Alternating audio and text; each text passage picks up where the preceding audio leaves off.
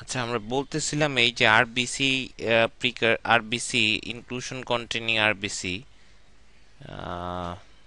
will be taken up by macrophage থ্যালাসেমিয়াতে inclusion containing RBC, কিন্তু অনেক সময় আরবিসি ওল্ড হয়ে যায় 120 দিন পর। সেক্ষেত্রেও কিন্তু স্প্লিনিক ম্যাক্রোফেজ এই আরবিসি কে রিমুভ করে ফেলবে, অর্থাৎ ওল্ড আরবিসি অথবা abnormal inclusion containing RBC macrophage. এই ম্যাক্রোফেজের ভিতর কি হবে আমরা একটা অ্যানিমেশনের মাধ্যমে দেখি আরবিসির মেটাবলিজমটা একটু দেখি একটা অ্যানিমেশনের মাধ্যমে। এবং এই অ্যানিমেশনটা একটু পরে আবার রিপিট করা হয়েছে, যাতে করে যারা ভিউয়ার্স তাদের মাইন্ডে এটা একদম সেট হয়ে যায়। এটা ইন্টেনশনাল রিপিট বলা যেতে পারে, ইন্টেনশনালি এই অ্যানিমেশনটা রিপিট করা হয়েছে। তো আমরা দেখি যে এই হচ্ছে একটা ম্যাক্রোফেজ আমরা দেখতে পাচ্ছি। এটা হচ্ছে একটা ম্যাক্রোফেজ, সে আরবিসি কে ফ্যাগোসাইটোসিস করে নিল। আরবিসি কে ফ্যাগোসাইটোসিস করে নিল। ফ্যাগোসাইটোসিস করার পর ম্যাক্রোফেজের ভিতর হিমোগ্লোবিন মলিকুল রিলিজ হলো। এই হিমোগ্লোবিন মলিকুল তোমরা দেখতে পাচ্ছ।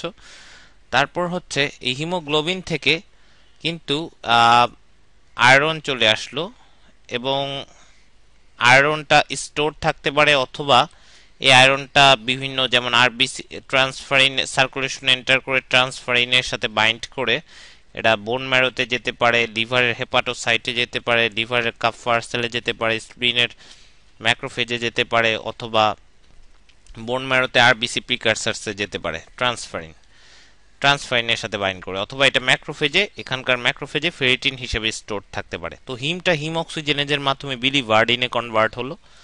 তারপর বিলিভার্ডিন রিডাকটেজের মাধ্যমে এরপর বিলিরুবিনে কনভার্ট হবে। এই বিলিরুবিনটা আনকনজুগেটেড লিপিড সলিউবল বিলিরুবিন, সুতরাং এটা ম্যাক্রোফেজের মেমব্রেনকে ক্রস করবে, ডিসলভ হবে এবং ব্লাড সার্কুলেশনে এন্টার করবে। ব্লাড সার্কুলেশনে এন্টার করার পর এই আনকনজুগেটেড লিপিড সলিউবল বিলিরুবিন অ্যালবিউমিনের সাথে কমপ্লেক্স ফর্মেশন করবে।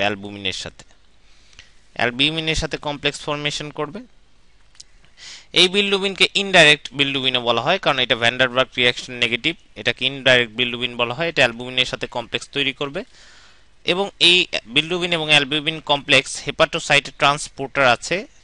তাদের সাইনোসয়েডাল সারফেস দিয়ে হেপাটোসাইট, লিভারের যে হেপাটোসাইট আছে, তারা এই বিলিরুবিনকে আপটেক করে নেবে। আনকনজুগেটেড বিলিরুবিনকে আপটেক করার পর তারা এই বিলিরুবিনকে কনজুগেটেড বিলিরুবিনে কনভার্ট করবে, এবং যে এনজাইমটা রেসপন্সিবল এর জন্য সেটা হচ্ছে uridine glucuronyl transferase, UGT, uridine diphosphate glucuronyl transferase.